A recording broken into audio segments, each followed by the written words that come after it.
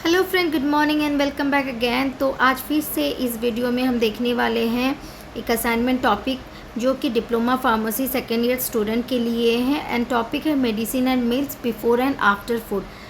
Video शुरू करने से पहले आपसे रिक्वेस्ट है कि ये पूरा वीडियो आप देखिए ताकि आपको नॉलेज हो इस टॉपिक के बारे में, क्योंकि असाइनमेंट सिर्फ लिखना इनफ नहीं होता है। वहाँ से कई बार क्वेश्चंस आते हैं, हमारे वाइवा में आते हैं, लैब में आते हैं, एग्ज़ाम्स में आते हैं, लॉन्ग आंसर्स में आते हैं। तो अगर आपने असाइनमेंट अच्छे से किया है तो कई बार बहुत हेल्पफुल हो जाता है, वरना अगर आप सही जवाब नहीं दे पाते तो आपकी स्कोरिंग नहीं हो पाती है।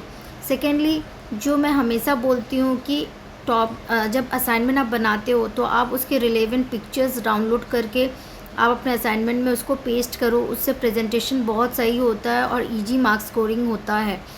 कलरफुल स्केच का भी आप यूज़ कीजिए, हाईलाइट कीजिए जो इम्पोर्टेंट टॉपिक है, वर्ड है और कोई इम्पॉर्टेंट सेंटेंस है, अगर आप उसको हाईलाइट करने चाहते हैं तो वो भी आप कर सकते हैं। जितना खूबसूरत, जितना प्रेजेंटेबल आपका असाइनमेंट होगा उतना ही अच्छा आपकी स्कोरिंग होगी। तो वीडियो शुरू करते हैं, डिटेल्स में देखते हैं। सबसे पहले जो है हम देखने वाले हैं कि इसके ये टॉपिक मतलब इंट्रोडक्शन देखेंगे इस टॉपिक का। तो medicines and meals before and after food, जैसे कि आप इस टॉपिक से ही आप पता कर सकते हैं कि मेडिसिन एंड मील का क्या रिलेशंस है विथ रिस्पेक्ट टू फूड, है ना। क्योंकि कई बार डॉक्टर जो है हमें बोलते हैं कि आप खाने के पहले खाओ दवाई, कई बार वो बोलते हैं कि खाने के बाद खाओ दवाई। तो ऐसा क्यों है, उसके बारे में इस असाइनमेंट में जानेंगे। तो इसके जो की टर्म्स है जो कि इस टॉपिक से इंक्लूड है, टॉपिक में इंक्लूड है और बहुत इम्पॉर्टेंट है, वो है फार्माकोकाइनेटिक्स। मतलब कैसे एक ड्रग जो है बॉडी के साथ रिएक्ट करता है when it comes to absorption, distributions, metabolisms and eliminations. ADME ये बहुत ज़्यादा इम्पॉर्टेंट रोल है एक ड्रग का ऑन बॉडी, है ना।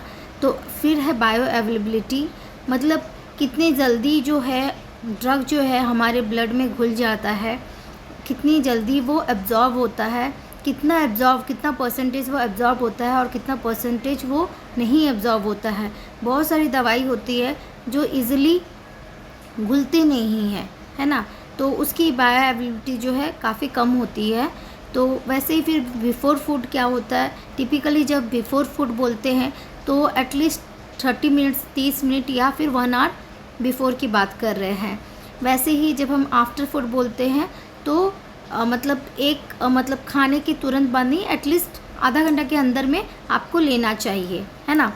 तो ये सारे जो है इसके इम्पॉर्टेंट टर्म्स हैं। आप चाहो तो आप स्क्रीनशॉट ले सकते हो और अपना असाइनमेंट बाद में तैयार कर सकते हो स्क्रीनशॉट का हेल्प ले करके, या फिर आप वीडियो को पॉज करके भी आप अपना असाइनमेंट तैयार कर सकते हो। जैसा आपको कन्वीनियंट है आप वैसा कर सकते हो।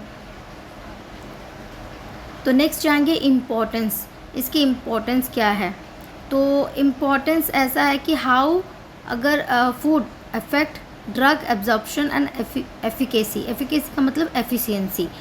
तो बहुत सारे ड्रग हैं जो क्योंकि जब खाना खा लेते हैं, हम खाना खाते हैं क्योंकि हमारा स्टोमक में, हमारा गैस्ट्रो इंटेस्टिनल में, GIT में फूड प्रेजेंस होता है, तो उसकी वजह से क्या होता है वो इजीली एब्जॉर्ब नहीं हो पाता है ना बॉडी में।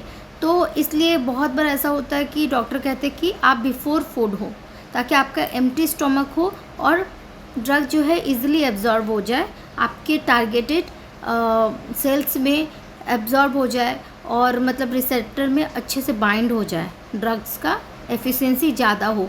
सिमिलरली बहुत सारे केस में ऐसा होता है, बहुत सारे ड्रग ऐसा है जो इरिटेशन जिसका चांस होता है कि वो GIT में स्टोमक इरिटेशंस या ऐसे कुछ कर सकता है, उस केसेस में डॉक्टर कहते हैं कि आप बाद में लो, खाने के बाद लो, ताकि फूड के प्रेजेंस में वो जो GIT का जो इरिटेशन है उतना ज़्यादा नहीं हो पाएगा। तो इसलिए ऐसा प्रिस्क्राइब किया जाता है। तो इसमें भी देखो, इसमें लिखा है reducing gastro intestinal side effect. GIT का मतलब होता है वही गैस्ट्रो इंटेस्टिनल होता है, ठीक है। तो उसके साइड इफ़ेक्ट के बारे में लिखा है, NSAID ड्रग्स के बारे में लिखा है, ठीक है। ये सब कब लेना चाहिए ये डिटेल्स में आप इसमें उसके बारे में बताया गया है। तो फ्रेंड, आप वीडियो पॉज करके भी आप अपना कर सकते हो, जैसे मतलब आपको सही लगे। और मैं धीरे धीरे स्क्रॉल कर रही हूँ कि आपको उतनी दिक्कत नहीं होगी, आप इजीली स्क्रीनशॉट ले सकते हो। यहाँ पे कुछ एग्जांपल्स है जो कि कॉमनली हम यूज़ करते हैं, उसकी टाइमिंग है और उसकी रिकमेंडेशंस है ना। तो ये जैसे कि कुछ एंटीबायोटिक्स है, बिफोर फूड कुछ है, NSAID ड्रग्स, मेटफॉर्मिन, तो ये सारे जो है आफ्टर फूड है। और ये क्यों है उसका रीज़न्स है ना। इम्पैक्ट है, उसका इम्पैक्ट क्या होता है कि अगर हमने खाने के पहले लिया या खाने के बाद में लिया, उसका क्या इम्पैक्ट होता है। मेन हमारा जो फोकस होता है कि मेन हमारा यही फोकस होता है कि ड्रग की एफिशिएंसी ज़्यादा होनी चाहिए और टॉक्सिसिटी जो है ड्रग्स की वो कम होनी चाहिए, एलर्जी या कोई रिएक्शंस कम होनी चाहिए। इस पैरामीटर को रखते हुए ही डोज, मतलब बिफोर फूड, आफ्टर फूड, ये सब प्रिस्क्राइब किया जाता है।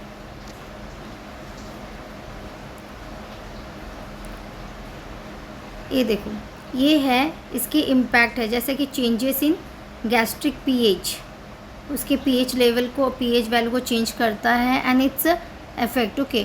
तो ये कुछ है ड्रग जो कि आपके पीएच वैल्यू को इंक्रीज़ कर सकता है या डिक्रीज़ कर सकता है, डिपेंड ऑन दैट आपका ये रिकमेंडेशन होता है। Influence on gastric emptying time, ये सारा इसके रीजंस हैं। फिर मॉड्यूलेशंस on enzyme activity and drug metabolism, है ना। तो ये एंजाइम एक्टिविटी को भी कहीं ना कहीं अफेक्ट करता है, तो इसके वजह से भी हमारा वैसे ही प्रिस्क्राइब किया जाता है। फिर अगर हमने इनकरेक्ट टाइमिंग लिया तो उसका क्या असर होता है। तो क्या होता है, अगर हमने इनकरेक्ट, अगर हमें मान लो कि कुछ दवाई हमें खाना था और हमने मिस कर दिया, उससे क्या होता है, जो दवाई होती है ब्लड में हमारी, उसकी कंसंट्रेशन कम हो जाती है, तो उसका एफिशिएंसी भी कम हो जाता है। तो जितना हम मतलब ड्रग मिस करेंगे, मतलब प्रिस्क्राइब ड्रग की मिस करेंगे, एडहेरेंस नहीं रहेगा, जितना हम मिस करेंगे उतनी हमारी रिकवरी देरी होगी, उतनी हमारी ड्रग की एफिशिएंसी कम होती है। तो ये सारा उसका रीज़न्स है कि अगर हमने इनकरेक्ट टाइमिंग किया या फिर मिस किया तो उसका क्या प्रभाव पड़ सकता है। और ये सारे एग्जाम्पल्स हैं, है ना, कि फूड के इफ़ेक्ट क्या होते हैं, इम्पैक्ट क्या होते हैं, ड्रग का एग्जाम्पल भी दिया गया है।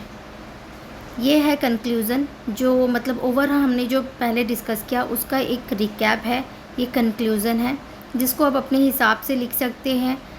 जैसा लिखा वैसा लिखना आप लिख सकते हैं, इसमें से कुछ अगर आपको स्किप करना, इतना बड़ा नहीं लिखना तो भी सही है, आप अपने हिसाब से लिख सकते हैं।